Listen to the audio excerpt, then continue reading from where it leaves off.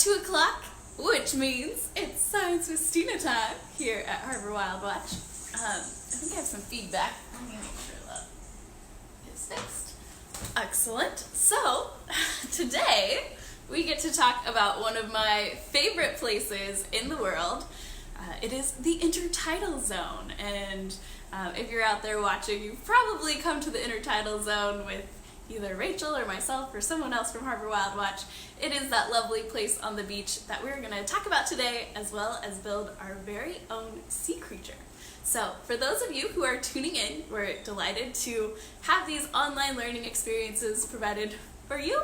And if you could mention in the comments where you're tuning in from and what grade your students are, who's watching, that helps us out with our grant reporting. So if you're watching this later, after our live stream, you're welcome to add that in at any time, and we appreciate that.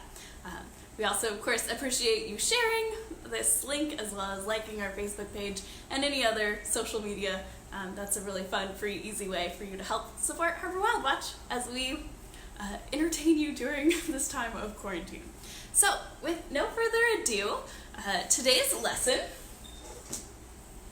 will indeed be building our very own intertidal sea creature.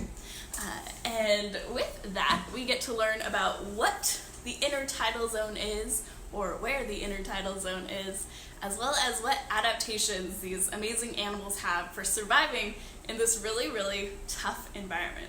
So first off, the intertidal zone, or well, actually, materials. I literally just grabbed a handful of random craft supplies from our craft box. So while we talk more about the intertidal zone and introduce you to some sea creatures and their adaptations, literally like any handful of any craft supply, that's really all you need, because we're going to get pretty creative with building these creatures today. I would say you probably don't even need glue. So get those craft supplies ready while we talk about the intertidal zone. Okay, so you might guess, just based on kind of context alone, that the intertidal zone is indeed at the beach, and it's the place, kind of as the name suggests, between the high tide and the low tide. I kind of have a drawing for you.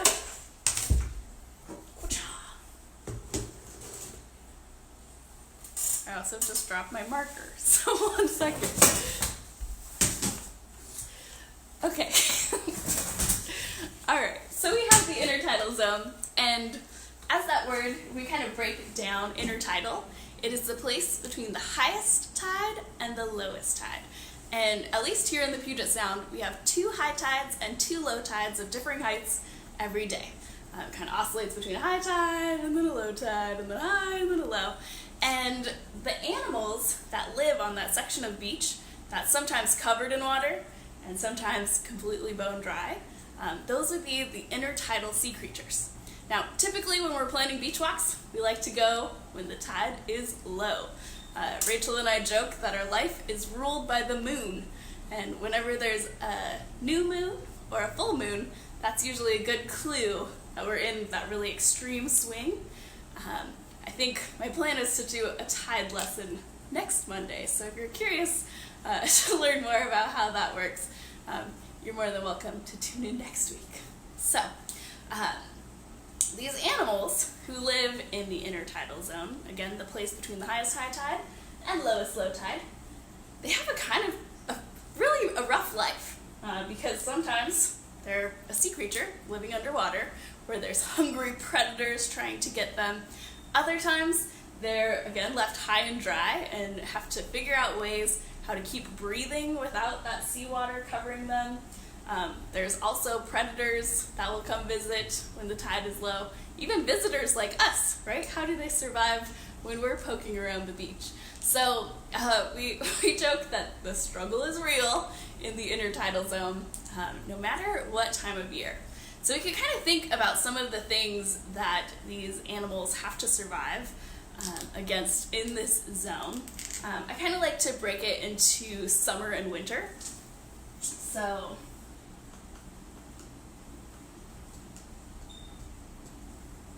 maybe in the comments, what might be some summertime struggles our intertidal sea creatures have to go through?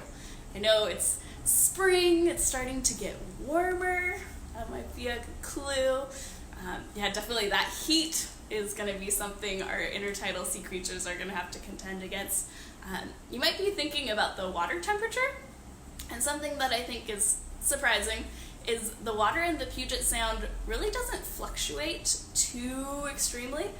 It's about 45 degrees in the winter, which is pretty cold, and then maybe raises to about 55 in the summer, which is still pretty cold. So they kind of have that nice cold water temperature year-round, but when the tide is low, that's when you're going to get some of the more extreme temperature fluctuations. So either that hot, dry summer heat or that cold, freezing, sometimes rainy winter weather. So temperature is definitely going to be something that our creatures are going to have to contend with living in this zone on the beach. I'm trying to see if I can see the comments. Any other ideas for some struggles that our sea creatures might have to deal with here in the intertidal zone? Finding food, right? All animals need energy. Even the algae on the beach needs that sunlight. So in the wintertime, we end up not seeing as much seaweed on the beach because there's not as much light. And so they don't have the energy to really have those nice big leafy branches and flourish on the beach. With less algae, that means there's also less food for our algae eaters. In the summertime, there's almost sometimes too much seaweed on the beach, and it can potentially suffocate some of our creatures, especially when the tide is low. It can kind of act as like a baking oven. So definitely, again, kind of heat and moving into those predation impacts or how to find food. Also being eaten. We'll talk about adaptations here in a moment, and one of, I think, the worst weaknesses to have as a sea creature is being delicious. If things want to eat you, you better watch out. And so, yeah, we might have to consider that when we're building our sea creature here in just a little bit. Other struggles that we're going to have to deal with is finding friends. So how do you interact with other creatures without getting eaten while still finding food? That competition is definitely something we want to consider when we're building our own sea creature, as well as for just you out there, if you're visiting the beach, we want to always remind you to be a good guest, and we have lots of resources to go over those tips and tricks for having good beach manners when you're out visiting these awesome intertidal creatures. So I wonder, next I see some people are joining us. Great to have you. Are any of you out there, do you have a favorite animal? We're going to talk a little bit more about adaptations and what that means for the animals living on the beach. But really, any animal or any living thing has adaptations to survive and thrive in their own environment. So I see we have our WildWatch comment. Thanks, Carly, out there running our tech. Appreciate you from a nice, safe social distance. I know there's a little lag sometimes from the live video to the comments. So if you have a favorite animal, I want you to think about it and consider what are some things that helps it survive. I'm going to actually take you over to the touch tanks. Ooh, I see dolphins is somebody's favorite animal. One second. We have a dolphin skull. So dolphins are definitely a very cool marine animal.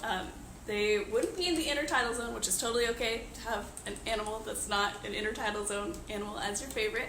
But this dolphin, I love this skull here because we can look at the teeth.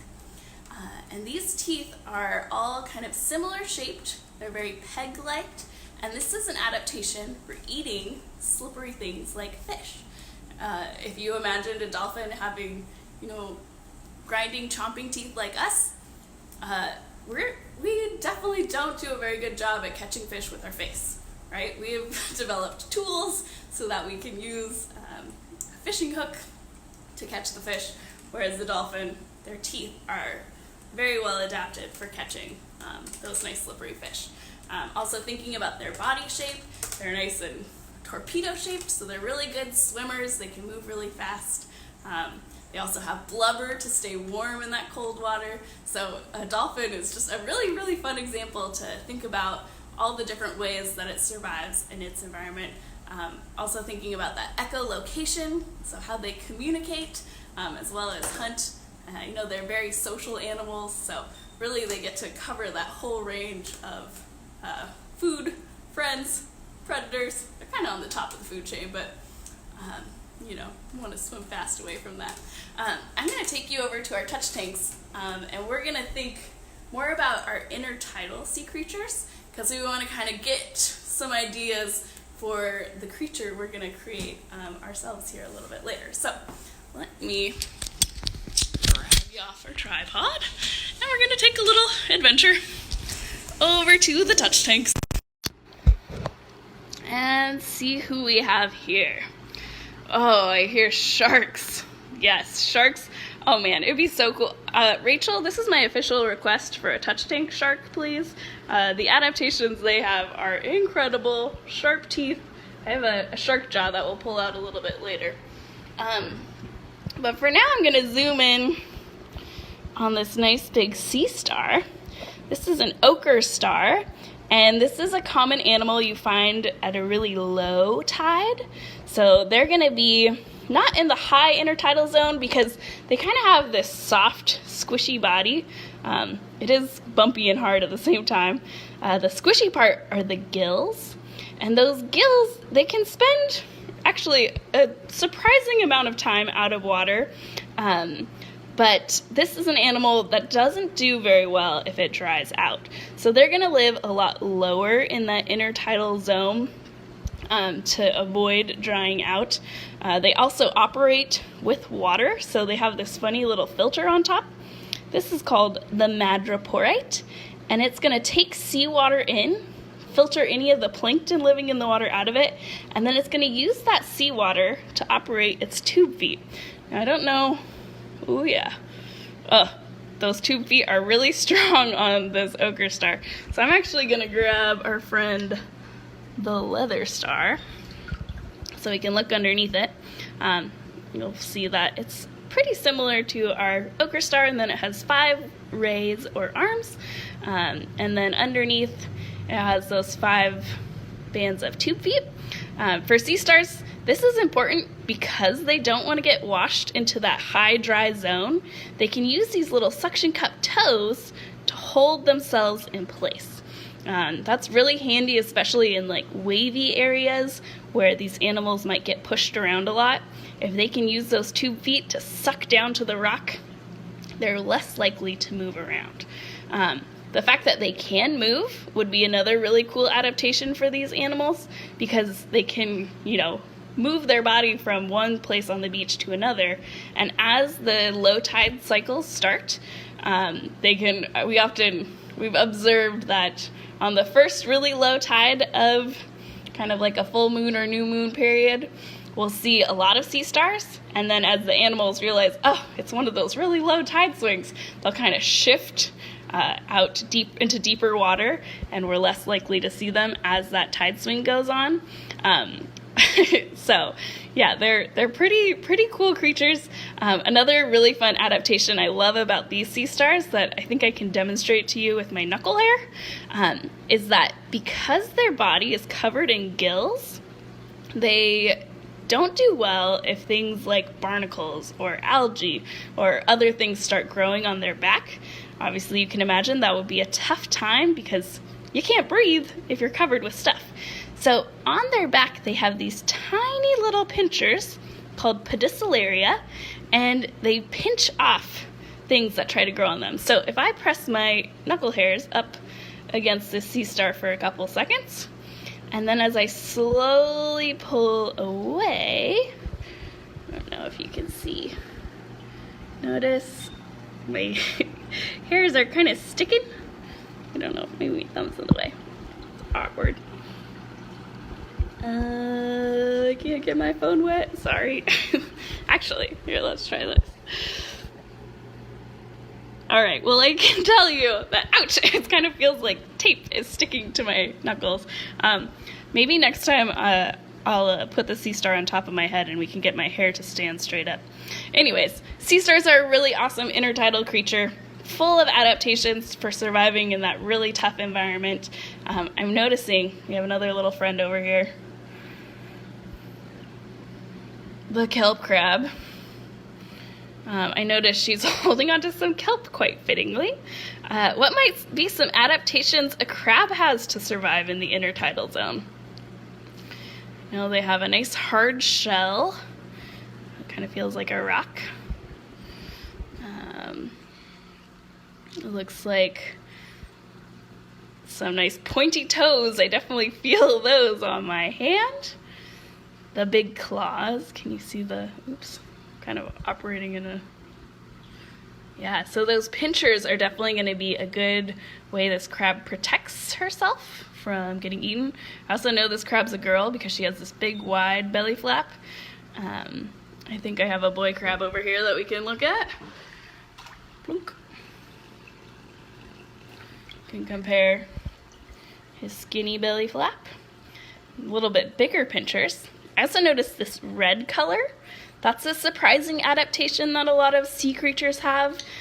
You would think red would stand out quite a bit, and it does when you're out in the air. But as you go underwater, red is one of the first colors to disappear out of the color spectrum. So red happens to be a really great camouflaging color. Here's another one of those kelp crabs. I know an adaptation for crabs is they can move.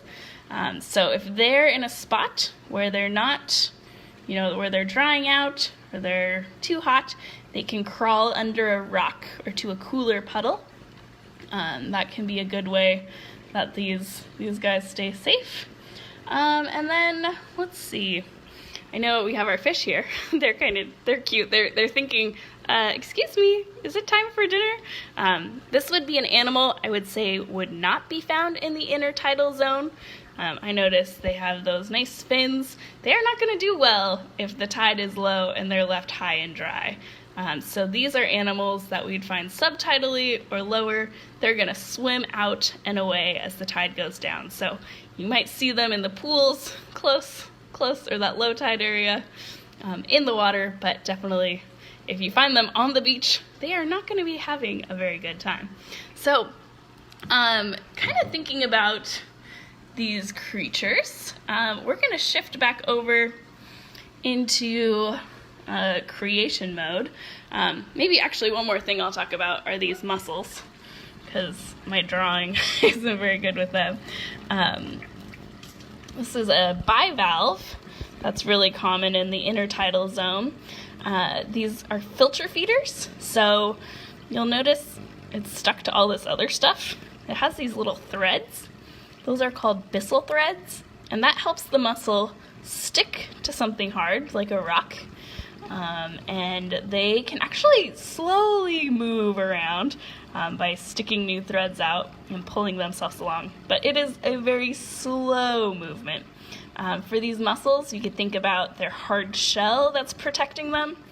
I don't know about you, but I love eating mussels. I think it might be because I like eating butter, but whatever works for you. But these mussels, they are a delicious source of protein out in the water, and our sea stars here are one of the main predators of these mussels.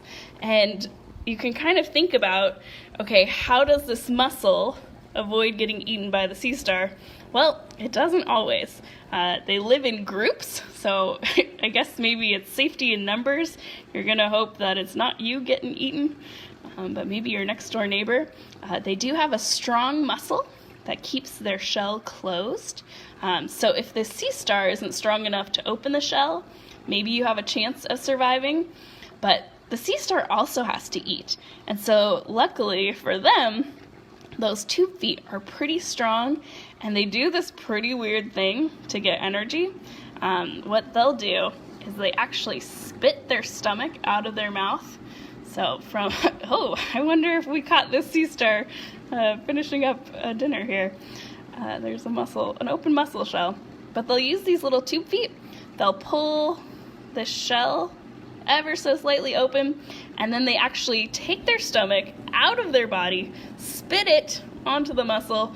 They can get those digestive enzymes in through that tiniest of cracks, start digesting. That mussel will, become dinner, and then that sea star can finish its meal and put its stomach back inside. I can definitely say I'm thankful that I'm not a sea star, because I imagine that a sea star dinner date would be pretty disgusting. So you can kind of, think about the interaction these two intertidal animals have, and maybe use them as inspiration for the creature that we're about to make. So, with that, we're gonna flop back over. Oh, here's that nice shark jaw. I know we had somebody asking about sharks. Quick side note, look at all those rows of teeth. If you're an animal that depends on your teeth to get your energy, something cool about the sharks is they have rows and rows and rows of teeth. So if they lose a tooth, they're not in trouble. They're gonna have another one to replace it and flip back in, so that they're always getting that nice energy. All right, who's ready to build a sea creature? I know I am. Get you set up here. Okay, so I do have a couple rules for our sea creature building. Rule number 1.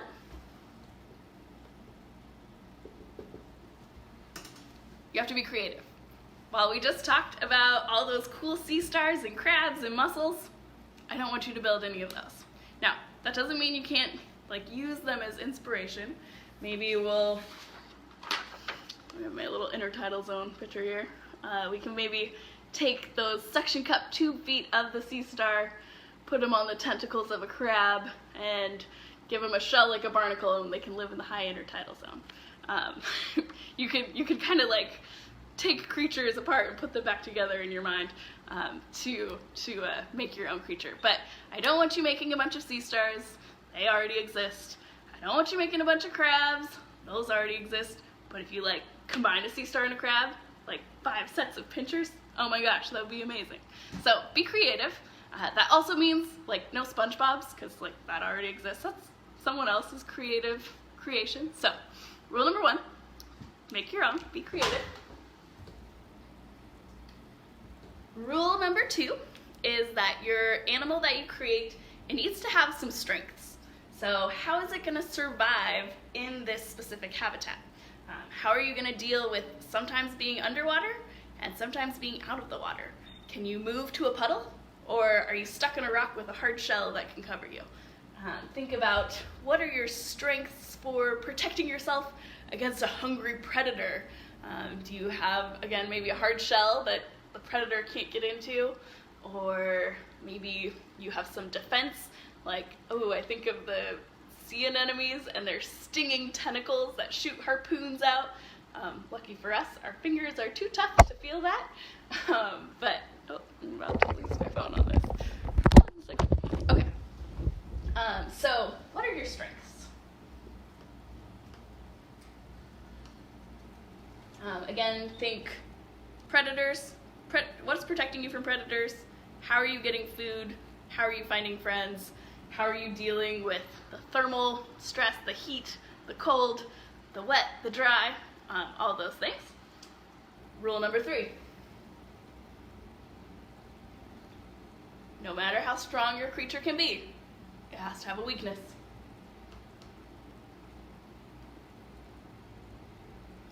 So, is it delicious, right? Does everyone out in the intertidal zone want to eat you? That could be a pretty sad weakness, but definitely a plausible one. Do you have no eyes? You can't see a predator coming. If you shoot those stinging tentacles, does it take a while to recharge them? What is the drawback to being whatever animal you create out on the beach? Do you dry out easily, so you need to stay in that low intertidal zone? Hopefully you have a strength for, you know, holding on to that rock, but if something gets you up in this high intertidal zone, are you toast? I don't know. That's up to you. So it has to be creative. You just have some strengths, right? Some weaknesses. Thinking about adaptations really here in these two. Write that word out. What are your adaptations? And then I think, this is the hardest rule. Rule number 4.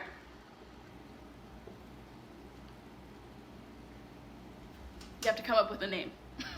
I'm gonna just quickly throw together, I don't know, I'm gonna make something up. I do request that if you're out there making an intertidal sea creature, I would love to see what fabulous creations you come up with.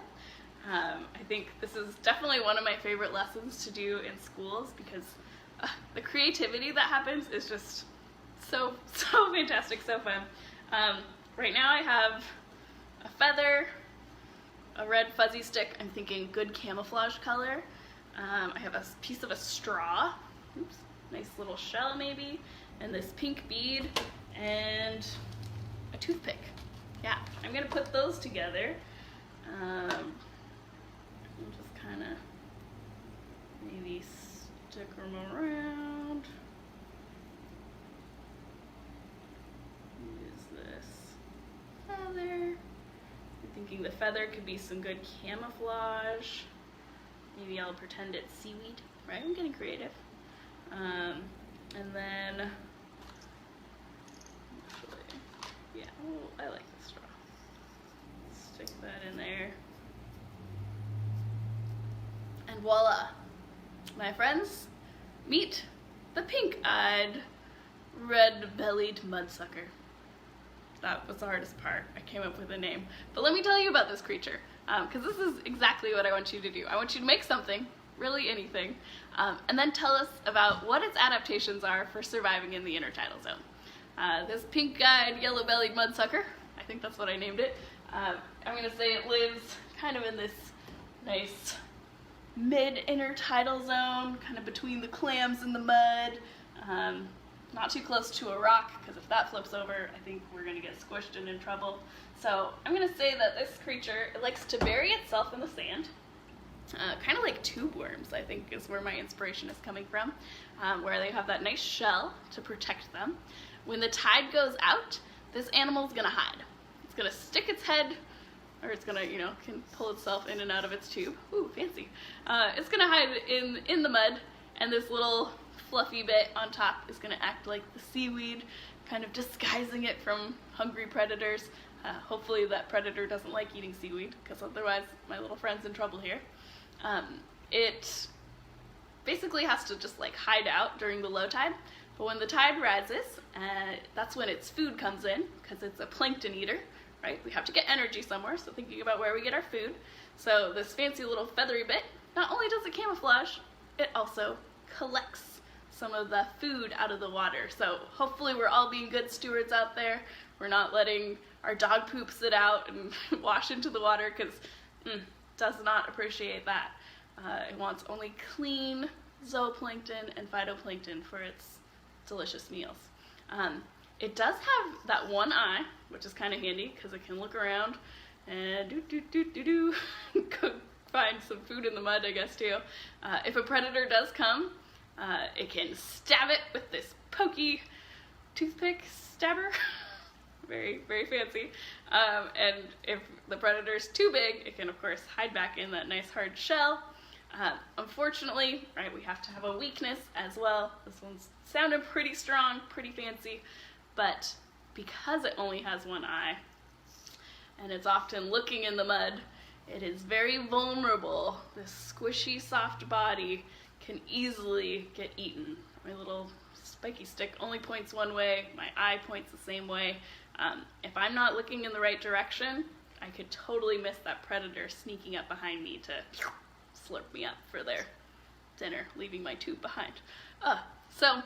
Hopefully you realize, like, yeah, you could absolutely get way more elaborate than a simple little fuzzy stick with a bead and a feather and a toothpick and a straw.